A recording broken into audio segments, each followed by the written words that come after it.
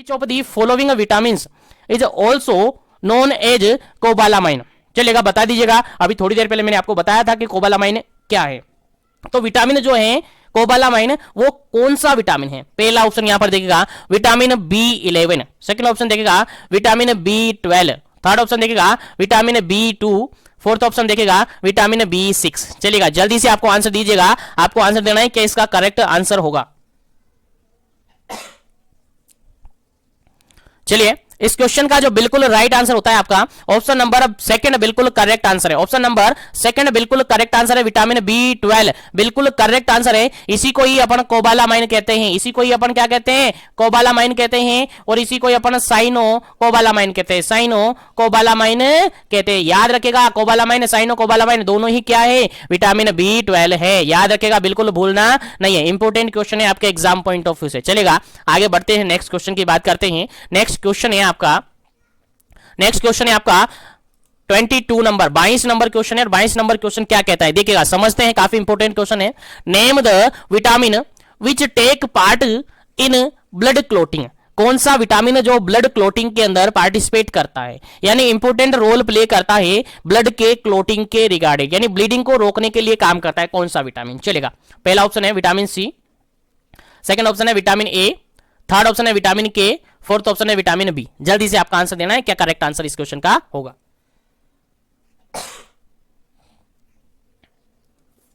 चलेगा, इस क्वेश्चन का जो बिल्कुल राइट आंसर होगा, ऑलमोस्ट सभी को याद होगा, ऑलमोस्ट सभी को याद होगा, क्योंकि पहले भी अपन डिस्कस कर चुके हैं।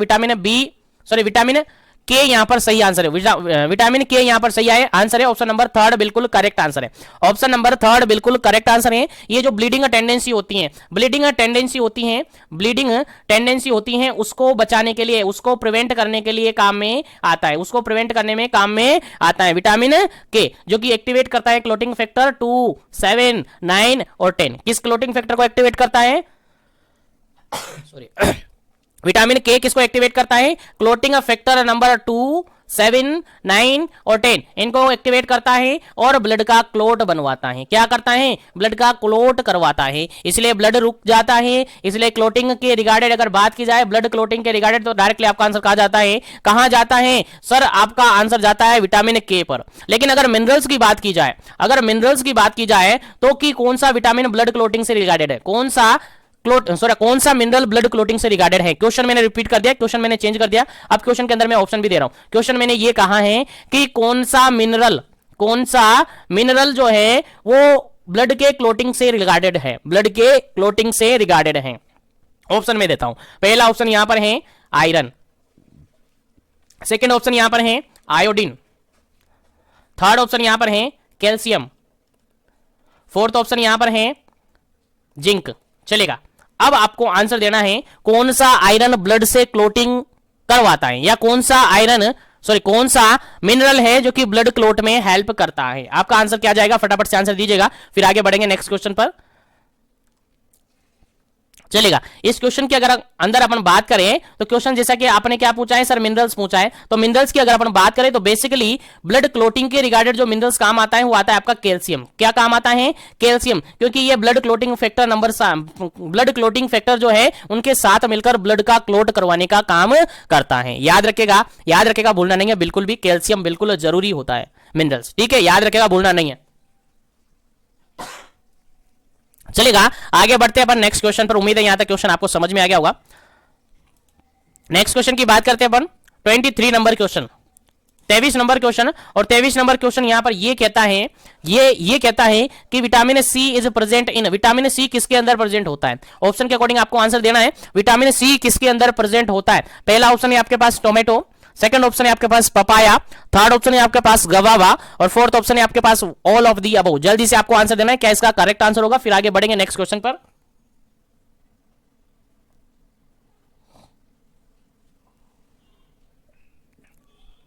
चलेगा, इस क्वेश्चन का जो बिल्कुल राइट आंसर है that is option number first. Option number first बिल्कुल करेक्ट आंसर है इस क्वेश्चन का। अगर बात करें विटामिन सी की, तो विटामिन सी क्या है? विटामिन सी क्या है? Ascorbic acid. एस्कॉर्बिक एसिड जो है जनरली टोमेटो के अंदर देखने को मिलता है, पपाया गवावा के अंदर कम देखने को मिलता है या नहीं देखने को मिलता है, ठीक है? बेसिकली इस क्वेश्चन का आंसर अगर अपन देखें तो क्या होगा? टोमेटो होगा। जितने भी एसिडिक पार्ट होते हैं, जितने भी एसिड वाले होते हैं, जितने भी आइटम्स होते हैं उनके अंदर विटामिन सी प्रेजेंट मात्रा में होता है, यानी कि उनके अंदर प्रेजेंट होता है विटामिन सी। ठीक है, याद रखिएगा जितने भी खट्टे चीजें होती है वो सारी क्या होती है, विटामिन सी उनके अंदर अवेलेबल हो सकता है। चलेगा, आगे बढ़ते हैं नेक्स्ट क्वेश्चन पर। और नेक्स्ट क्वेश्चन आपके सामने काफी इंपोर्टेंट है।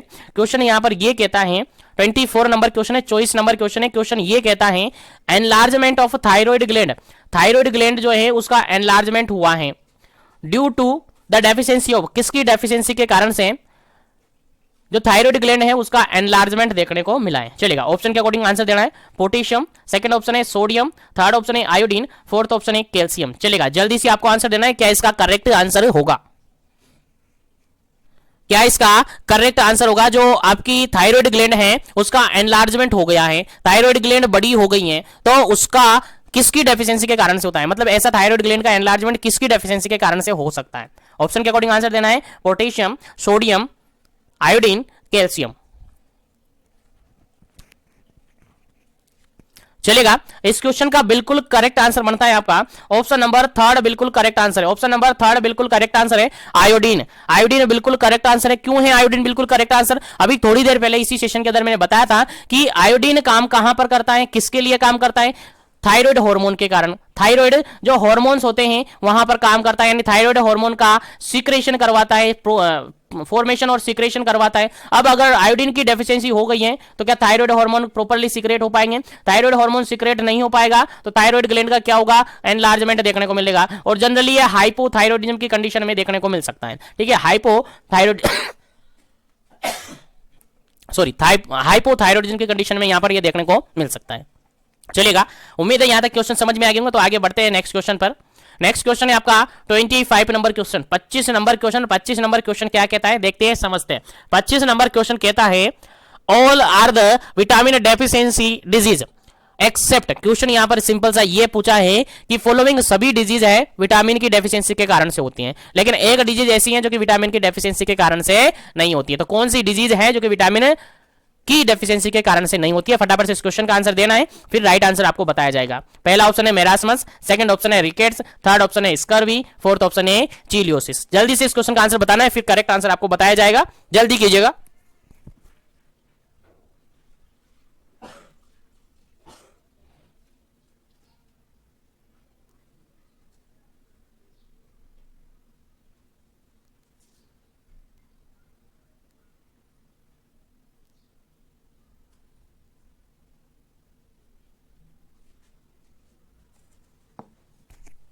चलेगा, इस क्वेश्चन का क्या आंसर है, जल्दी से आपको आंसर कमेंट करना था। बिल्कुल, इस क्वेश्चन का जो अपन आंसर अगर देखें तो यहां पर जो क्वेश्चन का राइट आंसर है ऑप्शन नंबर फर्स्ट। क्योंकि अगर अपन बात करें रिकेट्स की, तो ये किससे होता है, विटामिन डी की डेफिशिएंसी से होता है। अगर बात करें अपन स्कर्वी की तो जनरली ये विटामिन सी की डेफिशिएंसी से देखने को मिलता है। अगर अपन बात करें चिलियोसिस की, तो जनरली ये विटामिन B2 की डेफिशिएंसी से देखने को मिलता है। जनरली विटामिन B2 की डेफिशिएंसी से ये देखने को मिलता है। तो सभी क्या हो गए, विटामिन की डेफिशिएंसी से हुए। लेकिन जो मेरास्मस है, ये मेरास्मस किसकी डेफिशिएंसी से होता है, सर प्रोटीन की डेफिशिएंसी से होता है।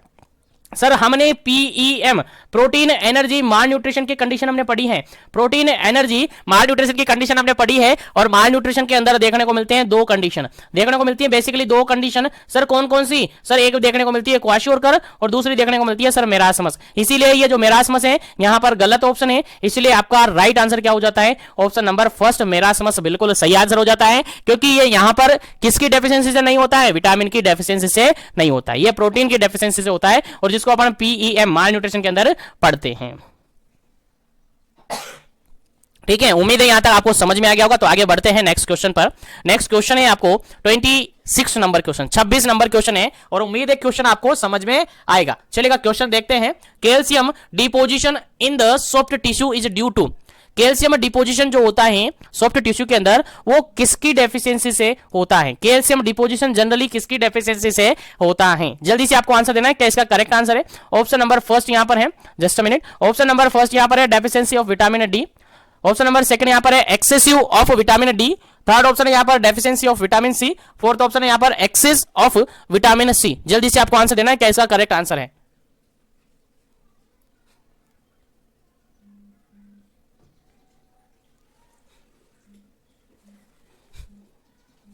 चलेगा। इस क्वेश्चन का जो बिल्कुल राइट आंसर है आपका ये होता है option number second. Option number second बिल्कुल करेक्ट आंसर है, क्योंकि विटामिन डी जो है एक्सेस अमाउंट में है, और विटामिन डी एक्चुअल में होती क्या है सर, कैल्सीफेरोल है। कैल्सीफेरोल मैंने कहा है सर, कैल्सीफेरोल डायरेक्टली किससे रिलेटेड है, कैल्शियम से रिलेटेड है। अब कैल्शियम ज्यादा अमाउंट में है, यहां पर कैल्शियम ऑलरेडी यहां पर है, और कैल्शियम के साथ साथ विटामिन डी ज्यादा अमाउंट में यहां पर हो गई, तो जो कैल्शियम है वो कहां पर डिपॉजिट होने लग जाएगा, जो सॉफ्ट टिश्यू है, जो सॉफ्ट टिश्यू है यानी आपकी बोन्स हैं, जॉइंट हैं, इनके अंदर ये क्या होने लग जाएंगे, डिपॉजिट होने लग जाएंगे। तो विटामिन डी की एक्सेस अमाउंट होने के कारण से कैल्शियम का डिपोजिशन होने लग जाता है, कहां पर, सॉफ्ट टिश्यू के अंदर। याद रखिएगा इस क्वेश्चन का बिल्कुल राइट आंसर क्या हो जाता है, ऑप्शन नंबर सेकंड बिल्कुल राइट आंसर हो जाता है। याद रखिएगा, भूलना नहीं है। चलेगा आगे बढ़ते हैं, लेकिन सेशन को लाइक शेयर नहीं किया तो लाइक शेयर कर दीजिएगा, और जो भी कैंडिडेट जुड़े हुए हैं अगर चैनल पर पहली बार विजिट कर रहे हैं तो चैनल को सब्सक्राइब करके बेल आइकन को ऑल पे प्रेस कर दीजिएगा, ताकि इसी तरीके से कंटिन्यू सेशन उनको मिलता रहे।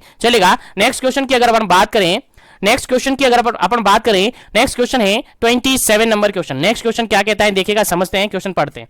क्वेश्चन है deficiency of calcium may lead to a condition called. देखिए क्वेश्चन यहां पर यह पूछा है कि कैल्शियम की डेफिशिएंसी हुई है, किसकी डेफिशिएंसी हुई है, कैल्शियम की डेफिशिएंसी हुई है, तो उसके कारण से कौन सी कंडीशन हो सकती है, उसके कारण से कौन सी कंडीशन हो सकती है, आपको कंडीशन बतानी है। चलेगा, पहला ऑप्शन यहां पर देखिएगा गोइटर, सेकंड ऑप्शन यहां पर देखिएगा एनीमिया, थर्ड ऑप्शन यहां पर देखिएगा टिटेनी, फोर्थ ऑप्शन यहां पर देखिएगा स्कर्वी। चलिएगा जल्दी से आपको आंसर देना है, क्या इसका करेक्ट आंसर होगा डेफिशिएंसी ऑफ कैल्शियम किसके कारण से होता है। डेफिशिएंसी ऑफ कैल्शियम हुआ है तो उसके अंदर क्या देखने को मिलेगा, क्या गोइटर देखने को मिलेगा, क्या एनीमिया देखने को मिलेगा, क्या टिटेनी देखने को मिलेगा, क्या स्कर्वी देखने को मिलेगा। जल्दी से आपको आंसर कमेंट करना है, फिर आगे बढ़ते हैं इस क्वेश्चन को लेकर नेक्स्ट क्वेश्चन के रिगार्डेड।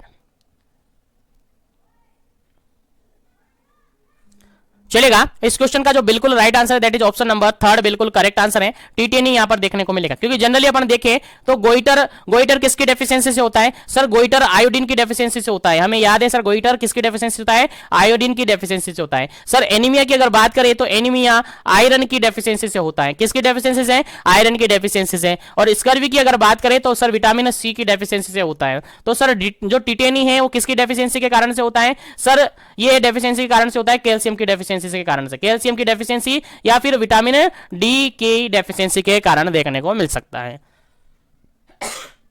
टिटेनी जनरली क्या होता है, टिटेनी मतलब एक तरीके से कॉन्ट्रैक्शन होना, कॉन्ट्रैक्शन यहां पर होते हैं, अल्टरनेटिव कॉन्ट्रैक्शन जनरेशन यहां पर होने लगते हैं, तो यही टिटेनी होता है, और एक कैल्शियम की डेफिशिएंसी के कारण से देखने को मिलते हैं। याद रखिए कैल्शियम की डेफिशिएंसी के कारण से क्या होगा, टिटेनी होगा, या फिर विटामिन डी की डेफिशिएंसी के कारण से देखने को मिलेगा, क्योंकि गोइटर आयोडीन की डेफिशिएंसी से, और एनीमिया आयरन की डेफिशिएंसी से, और विटामिन सी की डेफिशिएंसी से स्कर्वी होता है। चलेगा आगे बढ़ते हैं, उम्मीद है क्वेश्चन समझ में आ गया होगा। तो नेक्स्ट क्वेश्चन की बात करते हैं। नेक्स्ट क्वेश्चन आपके सामने 28 नंबर क्वेश्चन। क्वेश्चन क्या कहता है देखिएगा, क्वेश्चन कहता है deficiency of vitamin A cause. Vitamin A की डेफिशिएंसी के कारण से क्या होता है, विटामिन ए की डेफिशिएंसी के कारण से क्या होता है, आंसर आपको देना है, फटाफट से आंसर दीजिएगा। क्या इसका करेक्ट आंसर है, ऑप्शन नंबर फर्स्ट है देखिएगा night blindness, option number second है एनीमिया, ऑप्शन नंबर थर्ड है स्कर्वी, ऑप्शन नंबर फोर्थ है रिकेट्स। जल्दी से आपको आंसर देना है, क्या इसका करेक्ट आंसर है, विटामिन ए की डेफिशिएंसी के कारण से कौन सी कंडीशन हो सकती है, जल्दी से आपको आंसर देना है।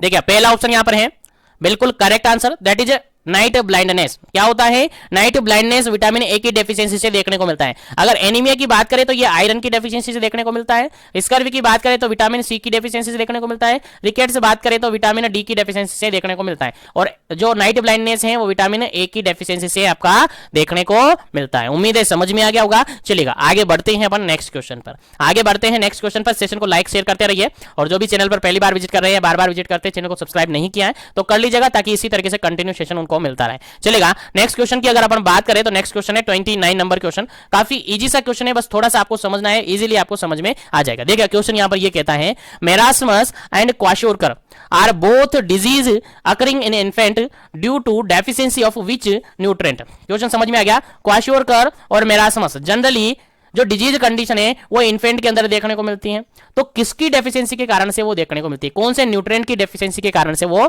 देखने को मिलती है, आंसर आपको देना है। पहला ऑप्शन यहां पर देखेगा मिनरल्स के कारण से, सेकंड ऑप्शन देखेगा वाटर की डेफिशिएंसी के कारण से, थर्ड ऑप्शन देखेगा विटामिन की डेफिशिएंसी के कारण से, और फोर्थ ऑप्शन देखेगा प्रोटीन की डेफिशिएंसी के कारण से। चलेगा, जल्दी से अपना आंसर दीजिएगा, फिर करेक्ट आंसर आपको बताया जाएगा और आगे बढ़ाया जाएगा। उम्मीद करता हूं सबको याद होगा। अभी थोड़ी देर पहले मैंने सेशन के अंदर बताया था कि क्वाशियोरकर और मेरास्मस किसके अंदर देखने को मिलता है।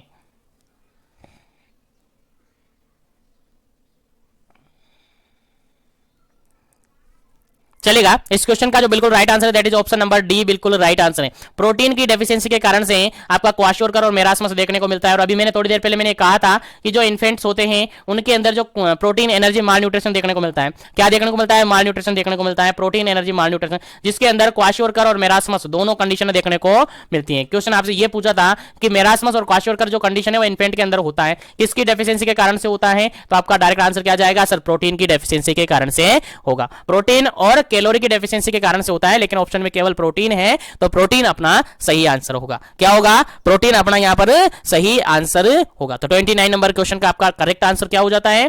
ऑप्शन नंबर डी बिल्कुल करेक्ट आंसर हो जाता है। चलेगा, नेक्स्ट क्वेश्चन की अगर अपन बात करें तो नेक्स्ट क्वेश्चन आपके सामने है, vitamin A prophylaxis program was launched in year. किस ईयर के अंदर vitamin A prophylaxis program launch किया गया था? जल्दी से आपको आंसर देना है, क्या करेक्ट आंसर होगा। क्वेश्चन समझ में आ गया? क्वेश्चन ये कहता है कि विटामिन ए के रिगार्डेड जो प्रोफाइलेसिस जो प्रोग्राम है वो लॉन्च किया गया था, कब किया गया था? क्वेश्चन फर्स्ट ऑप्शन है 1971 के अंदर, सेकंड ऑप्शन है 1970 के अंदर, थर्ड ऑप्शन है 1972 के अंदर, और फोर्थ ऑप्शन है 1973 के अंदर। जल्दी से आपको आंसर देना है, क्या इसका करेक्ट आंसर होगा। जल्दी कीजिएगा क्योंकि अपने पास टाइमिंग कम है और जल्दी जल्दी से इन क्वेश्चन को सोल्व करना है। क्वेश्चन समझ में आ गया आपको? क्वेश्चन सिंपल सा ये है कि जो विटामिन ए प्रोफाइलेसिस है, विटामिन ए प्रोफाइलिक्सिस प्रोग्राम है, वो कब लॉन्च किया गया था? विटामिन ए प्रोफाइलिक्सिस प्रोग्राम कब लॉन्च किया गया था? तो आपका करेक्ट आंसर यहां पर क्या होगा? ऑप्शन नंबर सेकंड यहां पर करेक्ट आंसर होगा। 1970 के अंदर ये लॉन्च किया गया था, 1970 के अंदर ये लॉन्च किया गया था। किसके through? Ministry of health and family welfare के थ्रू। याद रखेगा, किसके through? Ministry of health and family welfare के थ्रू ये लॉन्च किया गया था। याद रखेगा, vitamin A prophylaxis program launch किया गया था 1970 में। किसके through? Ministry of health and family welfare के थ्रू किया गया था। याद रखेगा, भूलना नहीं है, इंपॉर्टेंट क्वेश्चन है, आपके एग्जाम में पूछा जा सकता है। चलिएगा, आगे बढ़ते हैं नेक्स्ट क्वेश्चन पर। नेक्स्ट क्वेश्चन है आपके सामने 31 नंबर क्वेश्चन, और 31 नंबर क्वेश्चन के अंदर क्या पूछा है देखिएगा। क्वेश्चन पूछा है vitamin A prophylaxis program was launched by. देखिएगा, क्वेश्चन वही पूछ लिया जो भी मैंने बता दिया, ठीक है। तो विटामिन ए प्रोफाइलिक्सिस जो प्रोग्राम है वो किसके थ्रू लॉन्च किया गया है? पहला ऑप्शन यहां पर है ministry of health and family welfare, second option है ministry of education, third option है world health organization, fourth option है the ministry of human resource and development. जल्दी से आपको आंसर देना है कि इसका करेक्ट आंसर है। वैसे भी मैंने आंसर बता दिया है। तो इस क्वेश्चन का जो बिल्कुल राइट आंसर होगा आपका, इस क्वेश्चन का जो बिल्कुल राइट आंसर होगा, आप सबको याद है क्या होगा? ऑप्शन नंबर फर्स्ट होगा, ministry of health and family welfare, जो जस्ट अभी थोड़ी देर पहले मैंने बताया। तो बिल्कुल करेक्ट आंसर हो जाता है आपका option number first, ministry of health and family welfare के द्वारा vitamin A prophylaxis program launch किया गया है। चलिएगा, आगे बढ़ते हैं, नेक्स्ट क्वेश्चन की बात करते हैं। और नेक्स्ट क्वेश्चन यहां पर दिया गया है, काफी इंपॉर्टेंट क्वेश्चन है। और क्वेश्चन क्या कहता है देखिएगा, क्वेश्चन ये कहता है कि विटामिन ए का जो डोज देते हैं, administration of first dose of vitamin A, vitamin A का जो फर्स्ट डोज है वो कब दिया जाता है? विटामिन ए का फर्स्ट डोज है वो कब दिया जाता है? प्रोफाइलिक्सिस के रूप में दिया जाता है, तो वो कब दिया जाता है? आंसर आपको देना है। पहला ऑप्शन है यहां पर 1 मंथ में, सेकंड ऑप्शन है यहां पर 3 मंथ में, थर्ड ऑप्शन है 9 मंथ में, फोर्थ ऑप्शन है 12 मंथ में। तो आपको आंसर देना है कब दिया जाता है विटामिन ए का प्रोफाइलिक्सिस का फर्स्ट डोज। चलेगा, इस क्वेश्चन का जो बिल्कुल राइट आंसर है that is option number C, बिल्कुल करेक्ट आंसर है। 9 मंथ में दिया जाता है। कब दिया जाता है? 9 मंथ में दिया जाता है। तो विटामिन ए का जो फर्स्ट डोज है, विटामिन ए का जो फर्स्ट डोज है प्रोफाइलिक्सिस के रूप में 9 मंथ में दिया जाता है। कब दिया जाता है? 9 मंथ में दिया जाता है। याद रखिएगा, भूलना नहीं है। चलेगा, आगे बढ़ते हैं नेक्स्ट क्वेश्चन पर।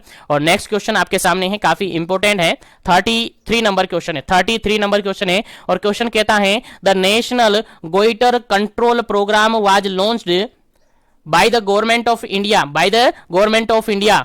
आंसर आपसे यहां पर पूछा है कि national goitre control programme launched by the government of India, जो नेशनल गोइटर कंट्रोल प्रोग्राम है गवर्नमेंट ऑफ इंडिया के थ्रू कब लॉन्च किया गया था? क्वेश्चन समझ में आ गया? क्वेश्चन सिंपल सा यही है कि गवर्नमेंट ऑफ इंडिया ने जो नेशनल गोइटर कंट्रोल प्रोग्राम है वो कब लॉन्च किया था। आपका आंसर क्या आ जाएगा, फटाफट से आंसर कमेंट करना है। पहला ऑप्शन है यहाँ पर 1962, सेकंड ऑप्शन है 1970, थर्ड ऑप्शन है 1985, फोर्थ ऑप्शन है 2005। चलिएगा जल्दी से आंसर दीजिएगा, क्या इस क्वेश्चन का करेक्ट आंसर होगा?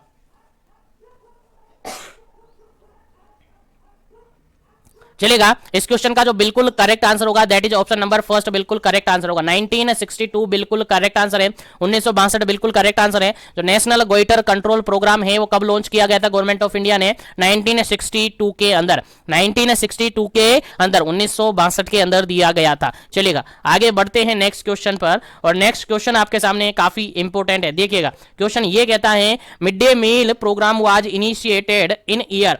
जो मिड डे मील प्रोग्राम है वो किस ईयर में इनिशिएट किया गया था? किस ईयर में इनिशिएट किया गया था? आपका आंसर क्या होगा? फटाफट से आंसर आपको देना है, जल्दी से आपको आंसर देना है, क्या इसका करेक्ट आंसर होगा? ऑप्शन नंबर फर्स्ट है 1942 के अंदर, ऑप्शन नंबर सेकंड है 1952 के अंदर, ऑप्शन थर्ड है 1962 के अंदर, ऑप्शन फोर्थ है 1972 के अंदर। चलेगा जल्दी से आपको आंसर देना है, क्या इसका करेक्ट आंसर होगा? Mid day meal programme initiated कब इनिशिएट हुआ था? आपको आंसर देना है, क्या इसका करेक्ट आंसर होगा? जल्दी से आपको आंसर देना है फटाफट से। चलेगा इस क्वेश्चन का बिल्कुल राइट आंसर है that is option number third, बिल्कुल राइट आंसर है 1962, बिल्कुल करेक्ट आंसर है इस क्वेश्चन का 1962। चलेगा आगे बढ़ते हैं नेक्स्ट क्वेश्चन पर, और सेशन को लाइक और शेयर नहीं किया तो लाइक और शेयर कर दीजिएगा ताकि इसी तरीके से कंटिन्यू सेशन आपको मिलते रहे और इसी तरीके से कंटिन्यू सेशन आप पढ़ते रहे। चलेगा नेक्स्ट क्वेश्चन है आपका exclusive breast feeding is given up to. जो एक्सक्लूसिव ब्रेस्ट फीडिंग होती है यानी केवल ब्रेस्ट फीड देना है बच्चे को, तो वो कब तक दी जाती हैं, कितने महीने तक दी जाती हैं? ऑप्शन नंबर फर्स्ट है 3 मंथ, ऑप्शन नंबर सेकंड है 6 मंथ, ऑप्शन नंबर थर्ड है 10 मंथ, ऑप्शन नंबर फोर्थ है 12 मंथ। चलेगा जल्दी से आपको आंसर देना है, क्या इसका करेक्ट आंसर होगा? Excessive breast feeding is given up to, कब तक एक्सेसिव ब्रेस्ट फीडिंग दी जाती है, यानी केवल ब्रेस्ट फीडिंग ही देनी है बेबी को, कब तक देते हैं? जनरली आपका आंसर क्या होगा? फटाफट से आपको आंसर देना है, क्या इसका करेक्ट आंसर होगा? जल्दी कीजिएगा। चलेगा इस क्वेश्चन का बिल्कुल राइट आंसर होता है आपका ऑप्शन नंबर सेकंड, 6 मंथ। जो एक्सक्लूसिव जो ब्रेस्ट फीडिंग टाइमिंग होता है वो कितना होता है? 6 मंथ होता है, यानी अप टू 6 मंथ। कितना? अप टू 6 मंथ तक क्या करवाना है? केवल ब्रेस्ट फीड करवाना है, ओनली ब्रेस्ट फीडिंग करवानी है, और केवल ब्रेस्ट फीडिंग करवा रहे हैं तो ऐसी कंडीशन को कहते हैं एक्सक्लूसिव ब्रेस्ट फीडिंग। तो exclusive breast feeding up to 6 month तक होनी चाहिए। चलेगा आगे बढ़ते हैं, क्वेश्चन समझ में आ गया होगा। आगे बढ़ते हैं, और ये इंपॉर्टेंट क्वेश्चन है, आपके एग्जाम में पूछा जा सकता है क्योंकि ये क्वेश्चन बार बार रिपीट होता रहता है, इसलिए आपको याद रखना है, भूलना नहीं है। चलेगा आगे बढ़ते हैं, नेक्स्ट क्वेश्चन की बात करते हैं। नेक्स्ट क्वेश्चन आपके सामने काफी इंपॉर्टेंट है। देखिएगा क्वेश्चन ये कहता है complementary feeding of infant can be started at the age of. Complementary feeding कब स्टार्ट कर देनी चाहिए? कॉम्प्लीमेंट्री फीडिंग कब स्टार्ट कर देनी चाहिए होती है? कब स्टार्ट कर देते हैं कॉम्प्लीमेंट्री फीडिंग? यानी ब्रेस्ट फीडिंग के अलावा अदर फीड भी देना स्टार्ट कर सकते हैं, किस एज पर? पहला ऑप्शन है 6 मंथ पर, सेकंड ऑप्शन है 9 मंथ पर, थर्ड ऑप्शन है 10 मंथ पर, और फोर्थ ऑप्शन है 12 मंथ पर। चलेगा जल्दी से आंसर बताइएगा। Complementary feeding of infant can be started at the age of, किस एज पर कॉम्प्लीमेंट्री फीडिंग स्टार्ट कर दी जाती है? तो अभी थोड़ी देर पहले आपको बताया कि 6 मंथ तक तो क्या करनी होती है? एक्सक्लूसिव ब्रेस्ट फीडिंग देनी होती है। 6 मंथ के बाद आप कॉम्प्लीमेंट्री फीड स्टार्ट कर सकते हैं। तो इस क्वेश्चन का राइट आंसर क्या होगा आपका? ऑप्शन नंबर फर्स्ट, यानी आफ्टर 6 मंथ आप कॉम्प्लीमेंट्री फीड स्टार्ट कर सकते हैं। आफ्टर 6 मंथ तक तो क्या करनी है? एक्सक्लूसिव ब्रेस्ट फीडिंग देनी होती है। आफ्टर 6 मंथ आप क्या कर सकते हैं? कॉम्प्लीमेंट्री फीडिंग करवा सकते हैं बेबी को। चलेगा आगे बढ़ते हैं नेक्स्ट क्वेश्चन पर। उम्मीद है क्वेश्चन समझ में आ गया होगा। नेक्स्ट क्वेश्चन है आपका 37 नंबर क्वेश्चन। 37 नंबर क्वेश्चन के अंदर देखिएगा क्वेश्चन क्या कहता है, the immunoglobulin found in the breast milk. Breast milk के अंदर कौन सा इम्यूनोग्लोबिन होता है? कौन सा इम्यूनोग्लोबुलिन होता है? चलिए जल्दी से आपको आंसर देना है, कौन सी एंटीबॉडी? इम्यूनोग्लोबिन क्या है? इम्यूनोग्लोबुलिन क्या है सर? एंटीबॉडी होती है। क्या होती है? एंटीबॉडी होती है। एंटीबॉडी जो होती है उसी को ही क्या कहते हैं? इम्यूनोग्लोबुलिन प्रोटीन्स होती हैं। तो कौन सी इम्यूनोग्लोबुलिन ब्रेस्ट फीडिंग के अंदर अवेलेबल होती है, प्रेजेंट होती है? पहला ऑप्शन है आपका IgA, सेकेंड ऑप्शन है IgM, थर्ड ऑप्शन है IgE, और फोर्थ ऑप्शन है IgD। चलिएगा जल्दी से आंसर बताइएगा, क्या इसका करेक्ट आंसर होगा? जल्दी कीजिएगा ताकि आगे बढ़े पर नेक्स्ट क्वेश्चन पर। चलिए इस क्वेश्चन का जो बिल्कुल राइट आंसर है 37 नंबर क्वेश्चन का बिल्कुल राइट आंसर है that is option number first. Option number first बिल्कुल करेक्ट आंसर है। जो ब्रेस्ट फीडिंग होता है, ब्रेस्ट फीड होता है, ब्रेस्ट मिल्क होता है, उसके अंदर IgA एंटीबॉडी प्रेजेंट होती है, यानी इम्यूनोग्लोबुलिन कौन सी प्रेजेंट होती है? IgA, याद रखेगा। और यहां से आपको क्वेश्चन याद रखना है। चलेगा आगे बढ़ते हैं, नेक्स्ट क्वेश्चन की बात करते हैं। नेक्स्ट क्वेश्चन आपके सामने है, काफी इंपोर्टेंट। चलेगा क्वेश्चन क्या कहता है समझते हैं। क्वेश्चन कहता है 38 नंबर क्वेश्चन है। क्वेश्चन क्या कहता है देखिएगा, secretion from mother's breast through the following delivery is called. देखिएगा क्वेश्चन यहां पर ये कह रहा है कि फॉलोइंग डिलीवरी यानी after delivery, just after delivery हुई है और मदर के ब्रेस्ट से सिक्रेशन हो रखा है, मदर के ब्रेस्ट से सिक्रेशन हो रहा है, तो उसको अपन क्या कहते हैं? जनरली पहला ऑप्शन है सेडोस्ट्रम कहेंगे, सेकंड ऑप्शन है लोकिया कहेंगे, थर्ड ऑप्शन है कोलेस्ट्रम कहेंगे, फोर्थ ऑप्शन है ल्यूकोरिया उसको कहेंगे। चलिएगा जल्दी से आंसर आपको देना है। After delivery, just after delivery हुई है, डिलीवरी होने के बाद ब्रेस्ट से, मदर के ब्रेस्ट से सिक्रेशन हो रहा है, तो उसको अपन क्या कहेंगे? सेडोस्ट्रम कहेंगे, या फिर लोकिया कहेंगे, या फिर कोलेस्ट्रम कहेंगे, या फिर उसको ल्यूकोरिया कहेंगे। जल्दी से आपको आंसर देना है, क्या कहेंगे उसको फटाफट से आपको आंसर देना है।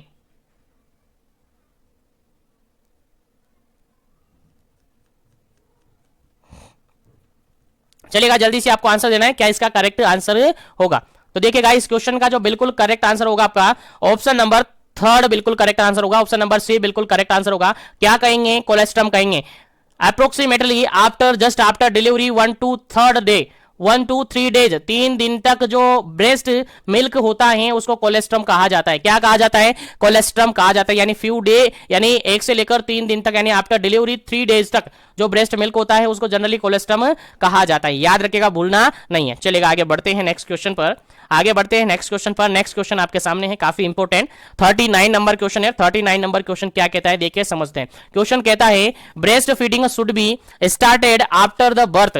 जैसे ही बर्थ हुआ है ब्रेस्ट फीडिंग कब स्टार्ट कर देनी चाहिए बेबी को, कब स्टार्ट कर देनी चाहिए? आंसर आपको देना है। पहला क्वेश्चन यहां पर है, पहला ऑप्शन यहां पर है, पहला ऑप्शन यहां पर है within 2 hour, second option यहां पर है विद इन हाफ आवर, आधे घंटे में, थर्ड ऑप्शन है within 4 hour, fourth option है 1 सेकेंड डे, 1 सेकेंड डे, कहां पर? ऑन सेकेंड डे, दूसरे दिन पर करवानी। चलिएगा आंसर बताइएगा क्या इसका करेक्ट आंसर है। आफ्टर बर्थ ब्रेस्ट फीडिंग कब स्टार्ट कर देनी चाहिए? क्या 2 घंटे बाद करनी चाहिए? क्या आधे घंटे बाद करनी चाहिए, आधे घंटे के अंदर करनी चाहिए? क्या 4 घंटे के अंदर करनी चाहिए, या फिर अगले दिन करनी चाहिए? आंसर आपको देना है कि इसका करेक्ट आंसर होगा। जल्दी कीजिएगा क्योंकि काफी इंपोर्टेंट क्वेश्चन है, आपके एग्जाम पॉइंट ऑफ व्यू से आपके एग्जाम में पूछा जा सकता है। चलेगा इस क्वेश्चन का जो बिल्कुल राइट आंसर है that is option number B बिल्कुल करेक्ट आंसर है। ऑप्शन नंबर बी बिल्कुल करेक्ट आंसर है। विद इन हाफ हावर, यानी जनरली आधे घंटे यानी 30 मिनट के अंदर हमें क्या कर देनी चाहिए? ब्रेस्ट फीडिंग स्टार्ट कर देनी चाहिए। अगर नॉर्मल डिलीवरी हुई है, नॉर्मल बेबी डिलीवर्ड हुआ है, तो उसके अंदर at soon as possible breast feeding करवा देनी चाहिए, ताकि उसके अंदर हाइपोथर्मिया जनरेट ना हो। क्या नहीं हो? हाइपोथर्मिया जनरेट ना हो। याद रखिएगा, हाइपोथर्मिया से प्रिवेंट करने के लिए ब्रेस्ट फीडिंग जरूरी होती है। और अगर नॉर्मल डिलीवरी हुई है तो फिर बेबी को विद इन 30 मिनट यानी आधे घंटे के अंदर क्या कर देनी चाहिए? ब्रेस्ट फीडिंग स्टार्ट कर देनी चाहिए। As soon as possible breast feeding start कर देनी चाहिए। याद रखिएगा, भूलना नहीं है, बिल्कुल भी काफी इंपॉर्टेंट क्वेश्चन है। चलेगा आगे बढ़ते हैं नेक्स्ट क्वेश्चन पर। नेक्स्ट क्वेश्चन आपके सामने है। नेक्स्ट क्वेश्चन एक बार फिर से सेम वैसा ही क्वेश्चन है। Feeding should be started in the case of delivery by caesarean section. देखिएगा क्वेश्चन यहां पर यह पूछा है कि अगर baby caesarean section, C section से यानी ऑपरेशन से डिलीवर्ड हुआ है, बेबी सी सेक्शन से यानी सिजेरियन सेक्शन से ऑपरेट हुआ है यानी डिलीवर्ड हुआ है, तो बेबी को ब्रेस्ट फीड कब करवाना चाहिए?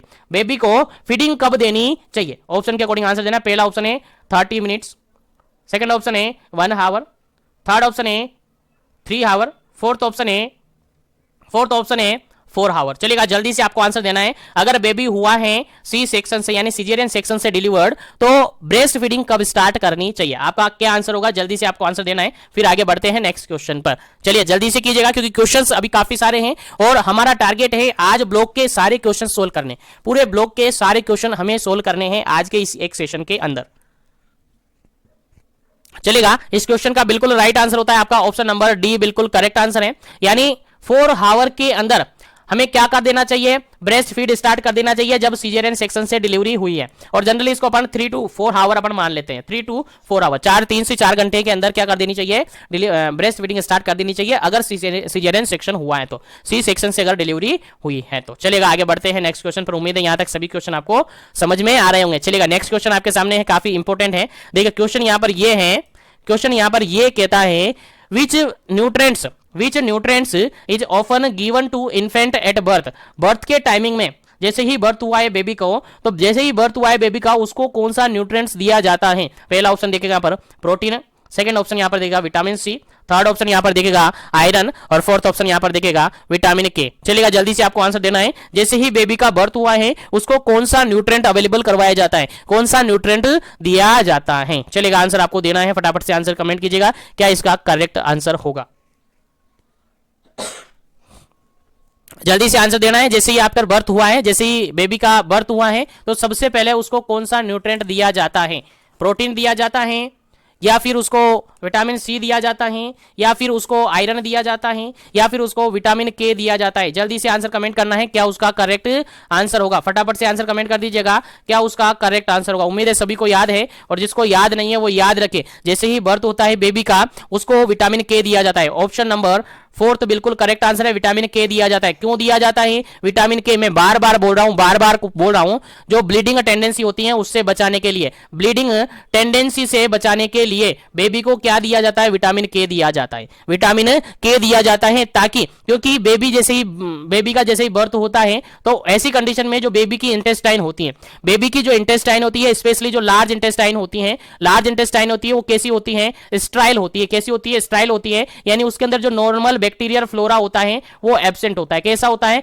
एब्सेंट होता है। और जो नॉर्मल बैक्टीरियल फ्लोरा जो होता है वो इंटेस्टाइन में क्या करता है, इंटेस्टाइन में विटामिन के सिंथेसिस के लिए जरूरी होता है, विटामिन के का सिंथेसिस करवाता है, रेस्पॉन्सिबल होता है विटामिन के सिंथेसिस के लिए। किसके लिए, विटामिन के सिंथेसिस के लिए रेस्पॉन्सिबल होता है। लेकिन बच्चे के अंदर जैसे ही बर्थ हुआ है उसकी इंटेस्टाइन कैसी है, स्टाइल है, स्टाइल मतलब बैक्टीरियल फ्लोरा वहां पर नहीं है, तो विटामिन के का क्या नहीं होगा, विटामिन के का प्रोडक्शन नहीं होगा। विटामिन के का प्रोडक्शन नहीं होगा तो क्लोटिंग का जो फैक्टर नंबर है 2, 7, 9 और 10 ये क्लोटिंग फैक्टर वहां पर नहीं बन पाएंगे, और क्लोटिंग फैक्टर नहीं बन पाएगा तो फिर क्या होगा, ब्लड का क्लोट नहीं होगा, ब्लड का क्लोट नहीं होगा, ब्लड का क्लोट नहीं होगा तो फिर क्या होगा, हेमराज होगा, ब्लीडिंग होगी, ब्लीडिंग टेंडेंसी वहां पर देखने को मिलेगी। लेकिन इसीलिए अगर वहां पर नॉर्मल फ्लोर आपने को पता है कि एब्सेंट रहता है, स्ट्राइल होती है उनकी इंटेस्टाइन, इसीलिए जैसे बेबी का बर्थ होता है उनको विटामिन के एडमिनिस्टर किया जाता है, विटामिन के किया जाता है, एडमिनिस्टर किया जाता है, ताकि जो क्लोटिंग फैक्टर नंबर है 2, 7, 9 और 10 ये एक्टिवेट हो सके, और ब्लड क्लोटिंग जो फैक्टर नंबर अगर एक्टिवेट हो गए तो ब्लड का क्लोट हो जाएगा, और ब्लड का क्लोट हो जाएगा तो फिर ब्लीडिंग नहीं होगी। यानी ब्लीडिंग से बचाने के लिए हम विटामिन के का क्या करते हैं, देते हैं, विटामिन के का डोज देते हैं। अब आपको क्वेश्चन में माइंड में ये आएगा सर विटामिन के का डोज अपन देते हैं तो कितना देते हैं सर, हमें डोज भी बता दीजिएगा। तो मैं बता दूं विटामिन के का जो डोज होता है, विटामिन के का जो डोज होता है वो होता है 0.5 से लेकर 1 mg तक, 0.5 से लेकर 1 mg तक अपन देते हैं। कितना देते हैं, 0.5 से लेकर 1 mg तक हम देते हैं। अगर क्वेश्चन आपसे पूछा गया कि बेबी कैसा है, प्री टर्म है, बेबी कैसा है, प्री टर्म है, तो ऐसी कंडीशन में कितना डोज देंगे, तो आपका आंसर जाएगा कि 0.5 ml हम देंगे, 0.5 mg हम देंगे। कितना देंगे, 0.5 mg देंगे। आपका क्वेश्चन ये जाएगा सर रूट भी बता दीजिएगा, सर कौन से रूट से देंगे, तो आपका आंसर जाएगा सर IM रूट से जाएगा, IM रूट यानी इंट्रामस्कुलर रूट से देंगे। सर कौन सी मसल, सर हमें पता है सर 2 साल से छोटे के बच्चे जो होते हैं उनको एक ही मसल्स काम में ली जाती है, most of the vastus lateralis muscle. कौन सी, वास्टस लेटरलिस मसल्स में दिया जाता है, याद रखेगा, भूलना नहीं है, इंपॉर्टेंट है, बिल्कुल भी आपको कभी भी ये भूलना नहीं है। चलेगा, यहां तक उम्मीद है आपको समझ में आ गया होगा। तो आगे बढ़ते हैं नेक्स्ट क्वेश्चन पर, उम्मीद है क्वेश्चन समझ में आ गया। चलेगा, नेक्स्ट क्वेश्चन है आपका 42 नंबर क्वेश्चन, और 42 नंबर क्वेश्चन क्या कहता है देखिएगा।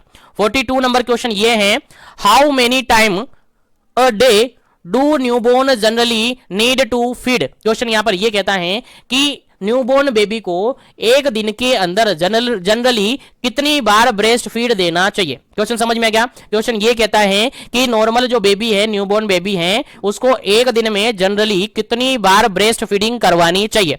क्वेश्चन समझ में आ गया। अब क्वेश्चन समझ में आ गया तो आंसर आपको देना है। पहला ऑप्शन यहां पर देखिएगा 5 to 6 टाइम, 5 से 6 बार।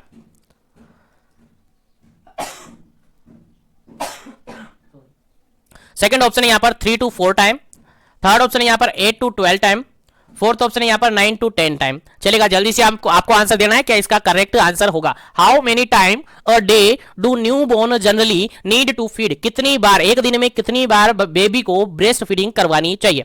क्वेश्चन का आंसर आपको सबको समझ में आ गया होगा, याद होगा, और जिसको नहीं है वो याद रखेगा, जिसको नहीं है वो याद रखेगा। ऑप्शन नंबर थर्ड बिल्कुल सही आंसर है यहाँ पर। नॉर्मली एक बेबी को 8 से